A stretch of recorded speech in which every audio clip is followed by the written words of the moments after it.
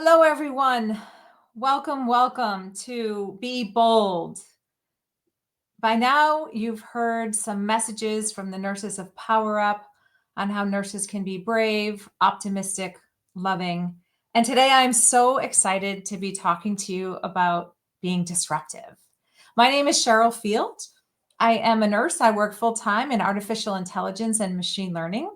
I am a strong advocate for nurses and for seniors and do a lot of passion projects on the side of my work because it really fills and fuels my spirit. In many ways, I can be quite disruptive. I'm so glad that as a member of the board of Power Up Nursing, I've had an opportunity to meet another amazing board member, Dr. Carol Biggs, who's going to be joining me today. And we're going to have a conversation about the roles nurses play in being disruptive. It kind of sounds like we're getting into trouble, doesn't it?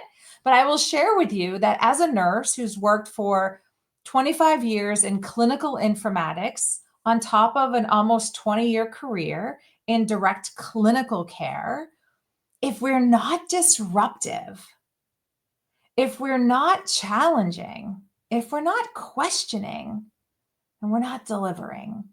And our healthcare system today really requires our bold, disruptive thinking. In work that I do in responsible artificial intelligence, every nurse that works with my team, they're helping us to disrupt the status quo. We're challenging workflow. We're rethinking how nurses get their information at the point of decision and how artificial intelligence, this technology, can actually require and improve those outcomes of care. But it means we absolutely have to be disruptive. Data can be disruptive, technology can be disruptive. So again, I'm super excited that you guys have joined us today. And Dr. Carol Biggs is also here. Carol, how are you today? Oh, I'm doing great, Cheryl. How about yourself? Oh, I'm well. I'm well. Thank you so much for joining me on this conversation.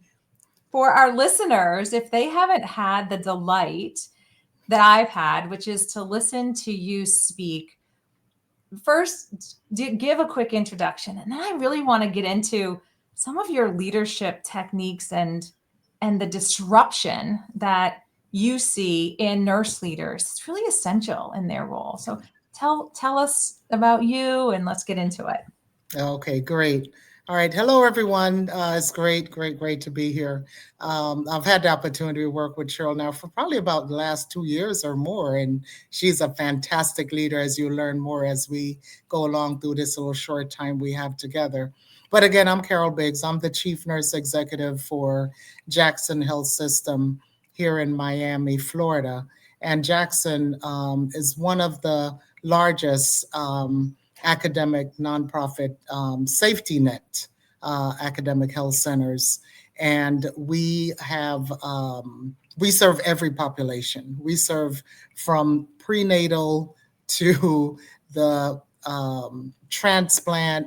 You know, we provide quaternary care. I like to say everybody transfers to us, we transfer to no one. So it's really great to lead. We lead about 7,000 nurses.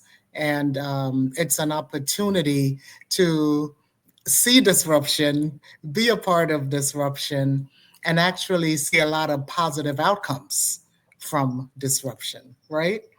Because a lot of times, as you started off by saying, people hear the word disruptive and it has a bad rap, right? It means people see it as something negative usually, but disruption just really means change, right? You know, it's a difference from the way we've been going. So it's definitely, with everything that's going on in healthcare today, it's very important that we are disruptive in ensuring that we achieve the goals that we need to, that we have to, that we aspire to. Yeah, I love how you said that disruption really does mean change. I think it's kind of fun to think about it with that sort of flirty, dirty, connotation. But I think it's so important what you said, because actually I think change also has a bit of a negative connotation. People are pretty resistant to to change. I think we get uncomfortable, right? We're like uncertain. We don't know what that future might be. So tell us a little bit about, from your perspective as a leader, how do you get change going? How do we lean in and become disruptive? How do we know what to change first? Well, I think also we have to understand the situation. We have to know what are our goals, what's our mission, what's our values, right? What's the direction that our organization, whether it's our nursing organization, the healthcare organization that we work for, the the city, the strategies that we're going for. So we first have to understand that, right? Then we need to understand who are the stakeholders within that goal that we're going for. And then it's important we have to bring in the stakeholders who have a stake in whatever it is that we want to achieve. Um, a good example, my God, of what we all just been through in the last couple of years ago was COVID. I mean, what a disruption happened Mhm. with that. And but look how much innovation came out of COVID, right? I mean, look at just telehealth, telemedicine for one. We had telehealth all along, but it was really not being used as it could be. Payers weren't paying for it to be used. Well, when COVID hit and everything was locked down and people were not able to go to their physicians, telehealth now became the savior, if you will, Mhm. for healthcare, where physicians and or healthcare providers and patients could now connect through this technology. But that was disruptive, right? And even now, post COVID, we still don't know if we're going to be able to keep that. We'll have the technology, but whether or not payers will continue to pay for it, right? So that's just one example. Another example, I'm sure a lot of you nurses listening to this call will be able to identify with: how many practices did we change in our hospitals and healthcare environment overnight, right? We were meeting 2 to 3 times a day and making changes, disruptive changes, because if we didn't disrupt, you just said something. You said change. A lot of time people find change to be difficult, right? But if you look at it this way, if we didn't make those changes online real time during COVID, what would have happened? Yeah. More people would have died, right?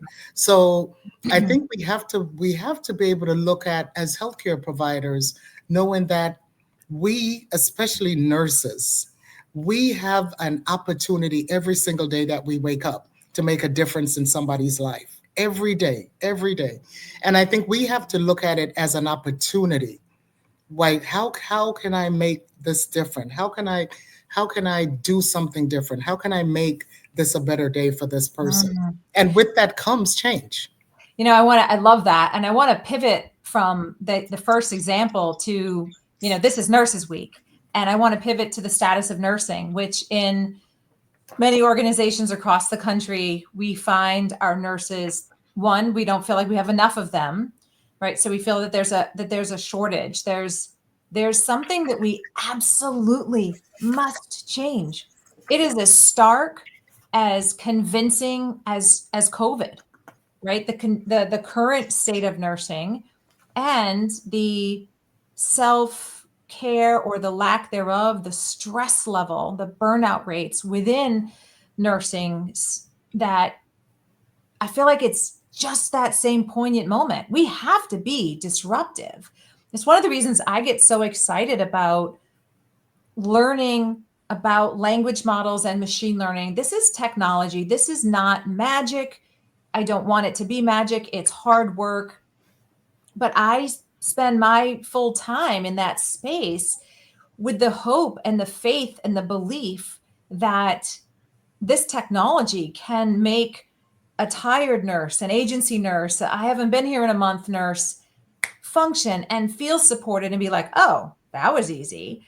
Gather the information that they need, do the predictions, put it in the workflow, and have the nurse feel incredibly supported and not spend a half an hour looking through a record for a piece of data that she knows she needs. She gets interrupted 10 times and then she forgets what she was looking for. Like, we have technology that can solve those problems.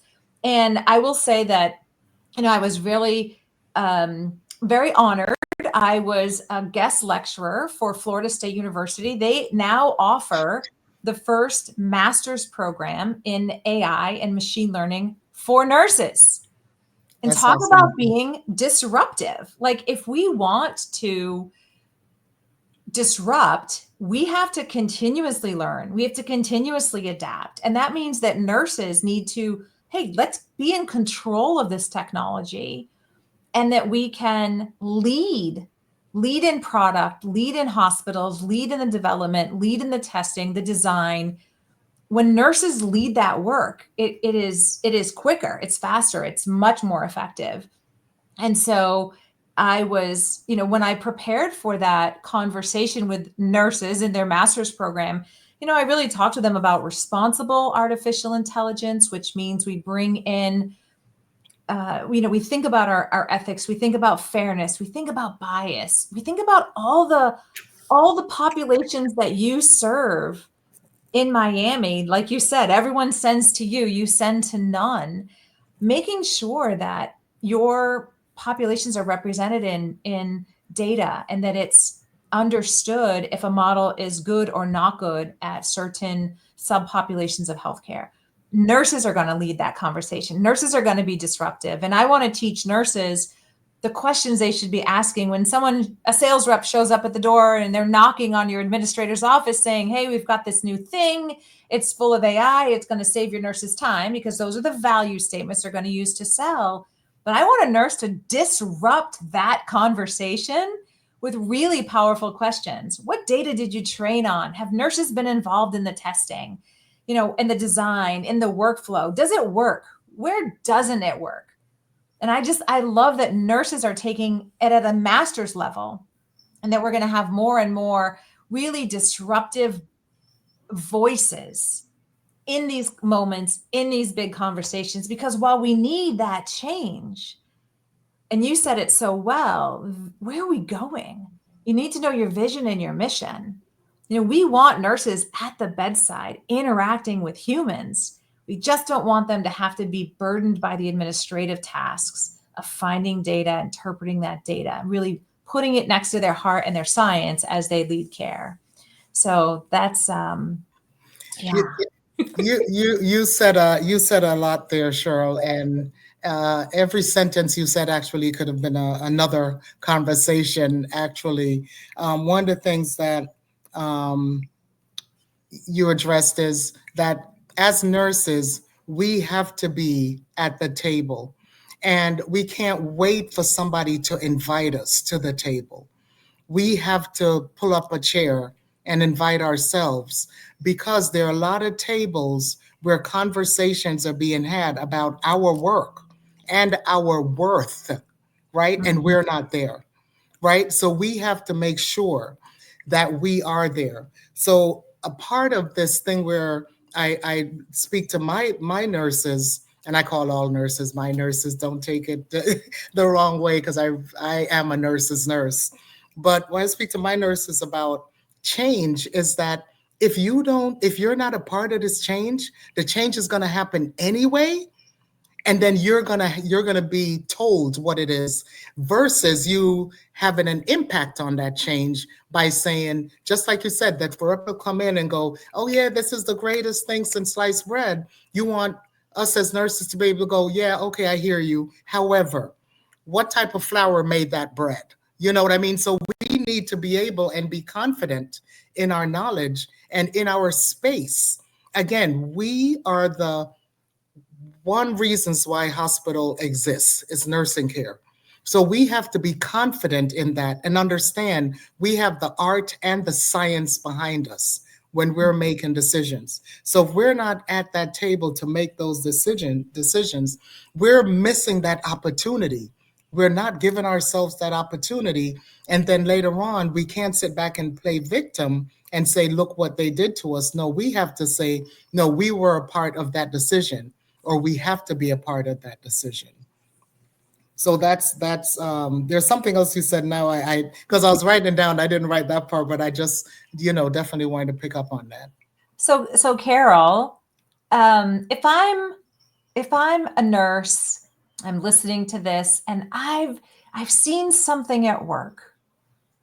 How do I, and I'm a little uncomfortable, I'm not confident. I saw someone else speak up and it didn't look like it went well for them. How do you coach nurses to be the change they want to see in their hospital? Yeah, you're quoting my favorite quote by Gandhi: "Be the change you want to see in the world." Right. So one of the biggest ways that nurses can have an impact, and I know some of you listen not going to want to hear this, you have to be on a committee or a council. Being on a nursing council or a committee, and it doesn't even have to be a nursing committee, a hospital committee, because there are a lot of hospital committees that does not have any nurses there. Does a nurse's voice isn't there? Mm, We talk about being patient advocates, but we also have to advocate for ourselves. When we advocate for ourselves, we advocate for our patients. Because if we have the right things being done for the nurses, that is the best thing for the patients, right? So the biggest way to have an impact is be where the decisions are being made. So I know, you don't have the time. I know it's hard, but really being on the committee and taking, and not just being a passive member of that committee, being an active voice, and then whatever you learn or gain or hear at that committee, take that back to your unit and tell everybody, look, this is what's being talked about. What do we think about that? So that you can then bring the voice back of your unit, your department, your service line, your division, whatever it is, back to that committee or council, so that your one voice is now exponential. It's multiplied by the amount of people standing behind you. So you can say, we, right, speaking for all the nurses with you, we believe that if we did this, it would yield this. And that is not the outcome we think the hospital really wanted. Because not having that nursing voice, the organization is going to make the best decision they can, the best. mhm. But that's with the knowledge they have and of the voices that's there. Yeah, you're absolutely right. I think that that is true of all of us as humans. We make the best decision we can at the time with the data that we have. I love what you just said, that if the nurse's voice isn't part of the data, they do make the best decision they can, but it's not going to be the best decision if it did include the voice of the nurse. And so what a lovely and simple idea, right? For anyone listening to this, think about your next conversation with your manager as maybe you move into a performance review process, or you don't even wait for that. Go to your manager and say, hey, you know what? I want to be bold.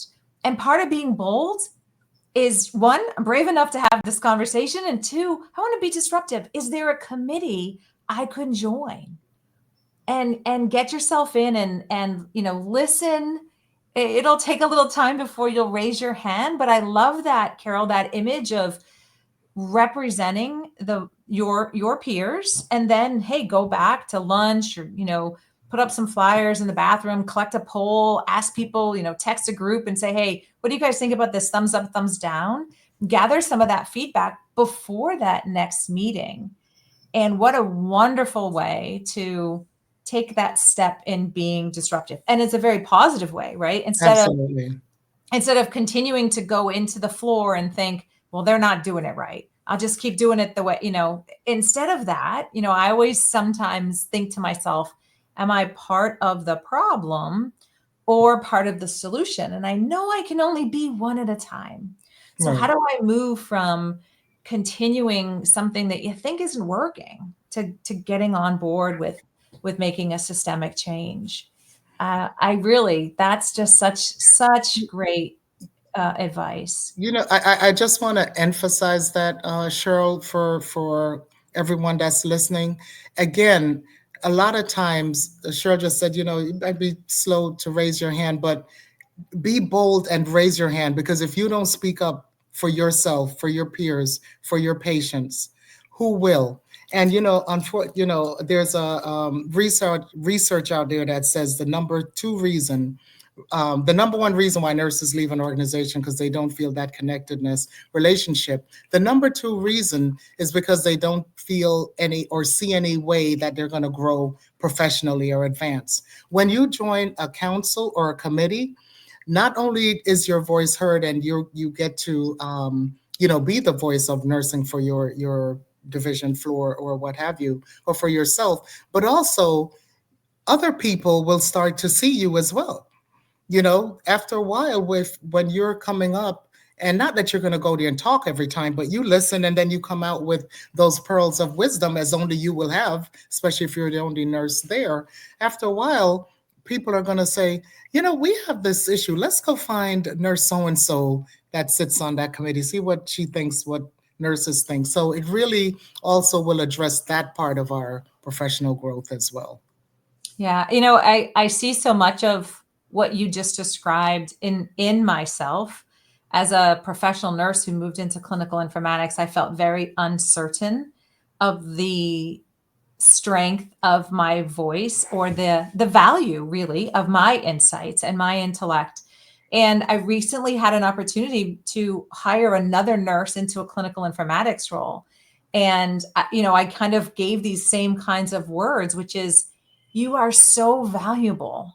You don't know it yet, but what you bring to the table is incredibly valuable. Engineers can build software that's completely meaningless without input from a clinician who represents the Right. space where that software is meant to be leveraged. And whether it's in, simple electronic health record, the movement of data, or something really complicated like artificial intelligence.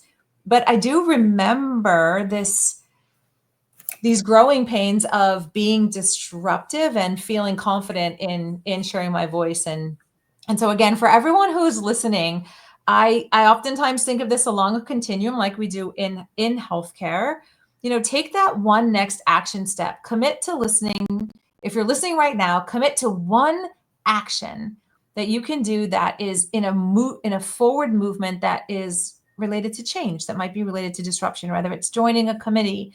Follow Carol and myself on LinkedIn. Go to powerupnursing.com and join us. Let's start by listening to that committee and those conversations and those voices. And I encourage people to go to what makes you really passionate outside of you might work full time in maternity, but you've got this passion for something in menopause, right? You've just got a personal relationship.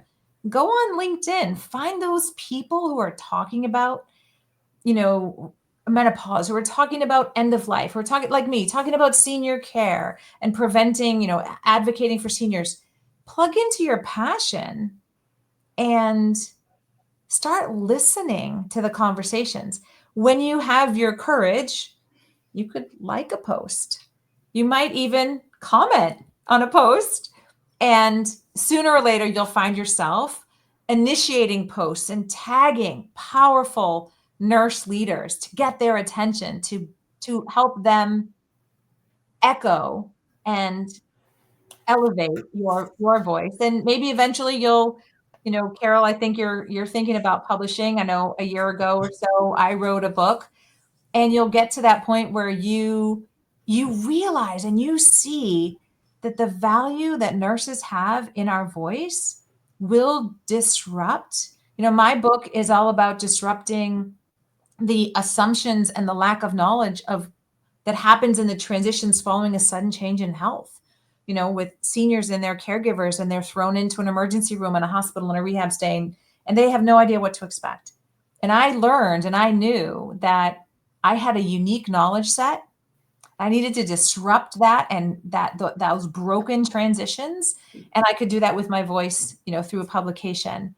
And so I'm just inspired by the examples that you give for nurses to take one step today, guys. Take one step forward towards being disruptive, or take 10 steps forward towards being disruptive. You don't have to slow down. I love that loud voice that gets out there, and we'll be here to amplify you.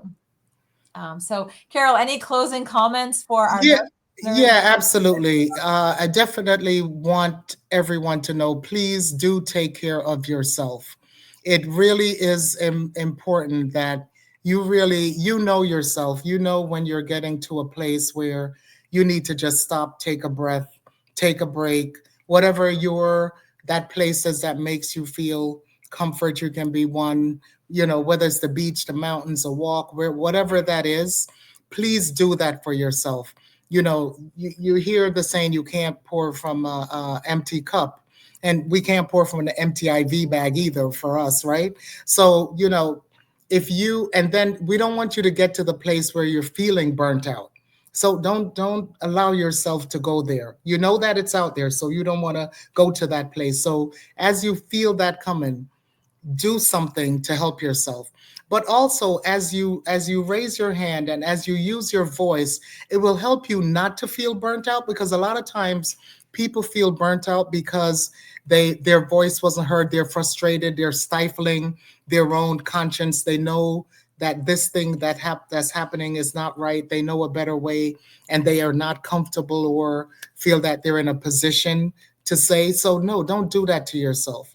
You are in this place because you belong there. You have the knowledge, you have the responsibility, you have the accountability, you have the license that says so. So use it for the good. Again, advocate for your patients, but advocate for yourself as well, and take care of yourself. It was really nice spending time with you, Cheryl, and for those of you who will be listening to us, I look forward to, as Cheryl said, you contact us on LinkedIn. Look forward to hearing from some of you. And it's been a awesome evening with you, Cheryl. Yeah, and you know what we can do? Guys, send us your disruptive stories. Like we want to hear from you. What did you take from this conversation? What did you go and do? And what were Yes, the results? yes, Give us that yes. feedback. We'd love to hear it.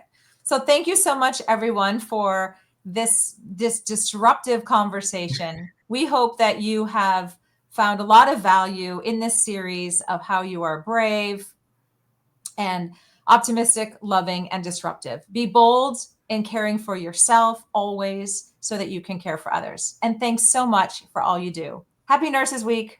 Happy Nurses Week.